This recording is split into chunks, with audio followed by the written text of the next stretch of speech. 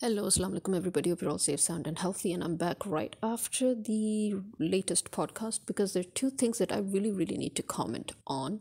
And I think it's better to comment on them as a separate episode rather than part of the same, although it doesn't really matter either way. But first of all, I need to comment on, is it just me, or has anybody noticed how weird it is that just literally 2 to 3 days, no, 2 days, just 2 days ago, we were hearing about how our army attempted somehow behind the scenes to, um, you know, uh, to basically impose martial law, right? To impose a dictatorship. And that they were foiled by not only the PTI members, but oh, God knows who else. And then notice that, although as I said, that's behind the scenes, because I don't see that the actual people of Pakistan generally were aware of it, because they were trying to do it. If we're not aware of it, then it means it's behind the scenes. But as I said, funny, very funny how just a day after that, you can say, yeah, on the 3rd of December, you get this news that the South Korean president attempts to impose a martial law and then backs away when he suddenly was faced with massive protest.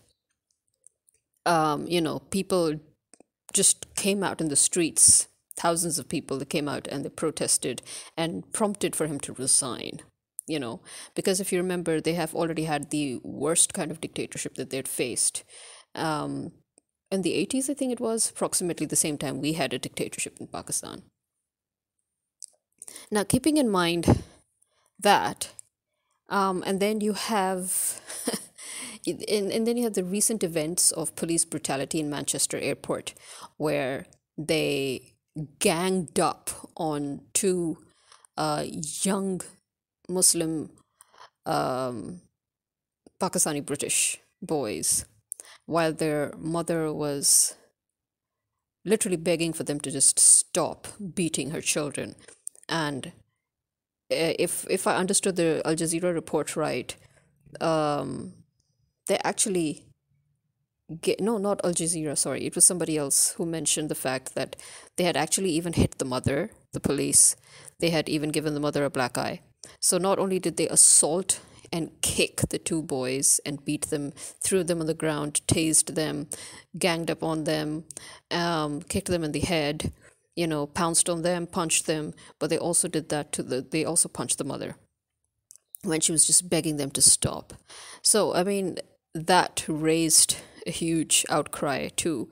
And people were again saying that, this is not Tel Aviv, this is not Israel, this is Manchester. What the fuck are you doing?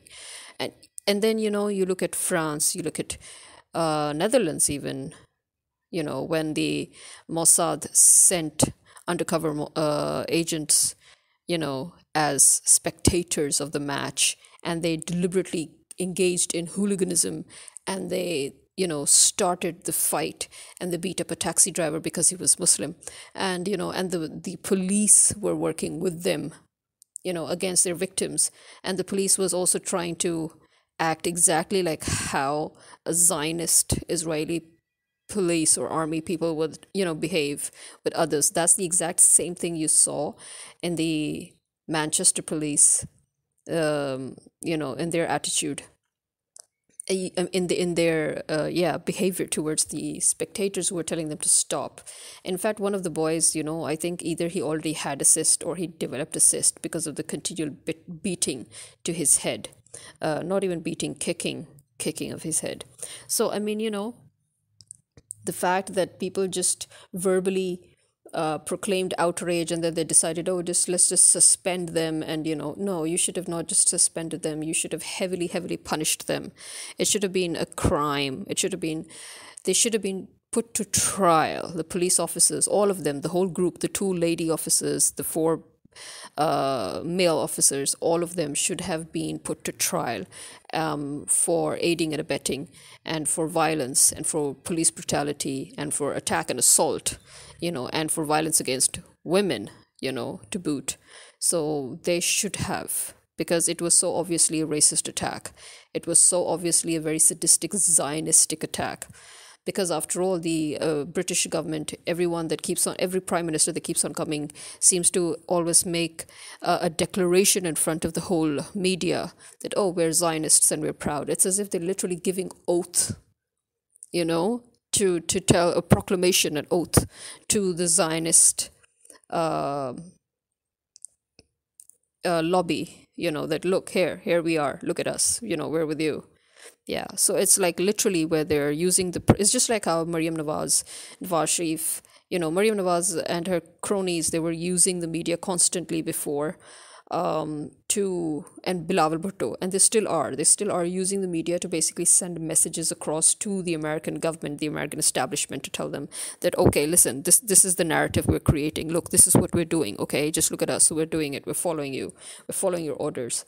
So you can actually see order following of the Zionist body here in the Pak army, in the Pak government, in the British government of, but then the British government, obviously they would follow them because they created them. They created the Zionists, and you know, they created this whole war. I mean, they're behind it. They engineered it.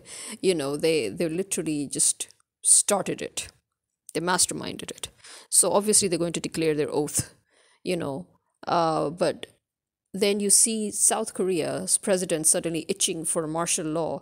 I mean, you see, it's all over the world where you know, that one world order, that colonialist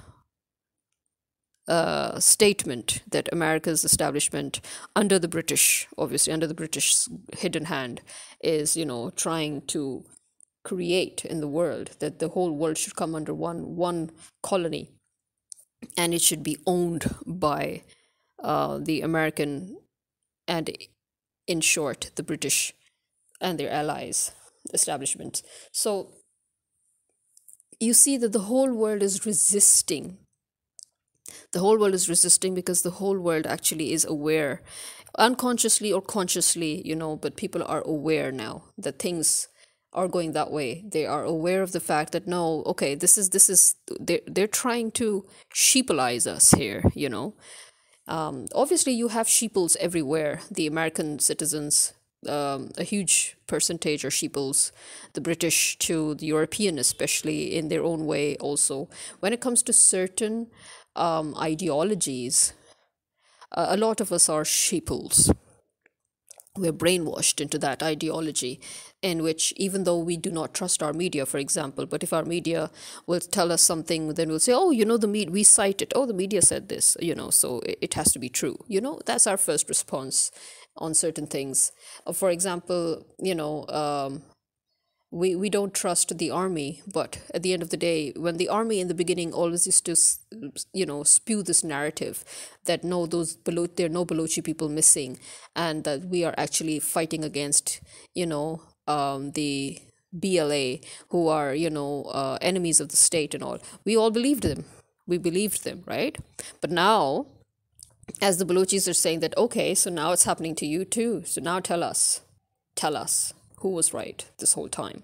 So, you know, this is how we start off always by trying to trust the machinery that we've put in place, because it's put in place to represent us. And although we have a healthy mistrust, but at the same time we have an unhealthy trust. So, you know, it goes side by side. It's very oxymoronic, but there it is. And so that's what I'm finding so weird, that I know that according to the constitution, the Korean constitution, the president is allowed to declare martial law. But I mean, look at his excuse.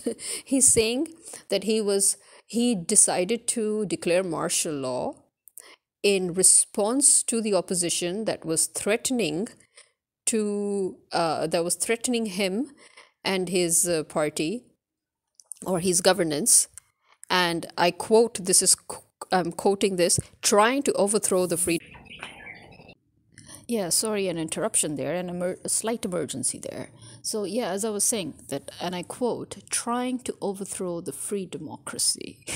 So, you're trying to impose martial law because you thought that the opposition was trying to overthrow the free democracy.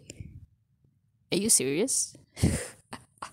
I mean, look at and remember, this president is somebody who pushed for closer ties with the United States, and you know what that means. He doesn't mean closer ties. He means full cooperation. So full cooperation. All those presidents that are working towards full cooperation with the United States. These are the governments right now that are wreaking havoc in their countries. Look at France. Look at Germany. Look at England. Look at South Korea, look at Pakistan, look at India. Modi has had very, very close corporations and cooperations with the American government. You can't say otherwise. In fact, India is, as I've always said, India on the outside seems to be politically allianced with Russia, but actually, although, yeah, no, actually, technically, India is not supposed to be allianced with even Russia. But still, we usually consider India Russian allies. And we are technically or politically supposed to be American allies. But as I've told you before, America does not have allies. Those that are all under the alliance with America, they're basically those countries that America is controlling. They're not allies. They're slaves and they're colonies in their own way. And those that are not allies, politically speaking, those are the real allies of America, like India. So, yeah, I found this worthy of comment. The fact that all these governments are converging towards the one world order. And the mass is not stupid. The mass may not recognize what exactly their ideology is, but the mass all over the world has recognized that they are converging towards something that's very dangerous for the rest of the world. And with this in mind, you are seeing uprising all over the world, in all those countries where you have favored, US favored governments in place. So let's see what the South Koreans do to their president, and also, keeping in mind that he's a former prosecutor, as we know about the hierarchy within prosecution. And we also understand how, how actually his party, the president's party, actually suffered a stinging defeat, in the parliamentary elections in April. So the opposition has a huge majority.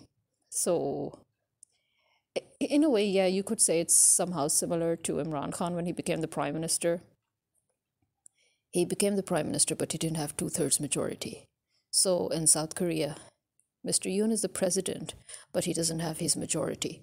The opposition is sitting in majority in the National Assembly. So the National Assembly is controlled by the opposition.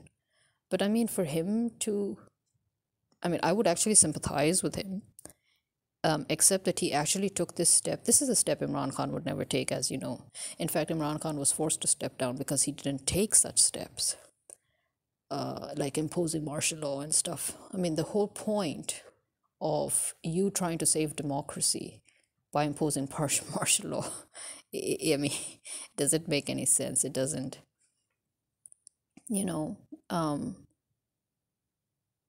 So yes, if the people say it is a betrayal, it is a betrayal. Look at us. Look at us. We are already living in a sort of a shadow martial law. And you actually thought it was a good idea. But again, look at the difference here. Again, look at the difference. As soon as he saw that the people were so pissed off that they came out in the streets, he immediately backtracked. He withdrew this decision. And that is a positive sign. That is a very positive sign. At least he knew to listen to his people. He probably thought of us that, oh, what's going on in Pakistan? It better not happen here. He probably thought of other parts of Europe, and he probably thought of other countries and said, no, let's just not end it there. If he did, then kudos to him. But the fact that what he did has gone against him. If anything, he just gave the opposition more power to oust him. I don't know if ousting him is going to be a good thing for South Korea or not. Because, as I said, right now it really doesn't matter as long as anybody has a foothold in the government in most of these countries, like ours. We're in trouble either way because our government is controlled by a foreign entity in any case. So it could be just as bad for Mr. Yun to step down. It could. Well, let's see what happens. Let us see what happens. But it was just something that I thought it was worth mentioning. I don't know. What do you people think? What came to your minds when this happened? Did you also somehow compare it to Pakistan and what's going on in other countries? Or, did anything cross your mind? Any parallels? Well, this is me signing out. Khuda Hafiz.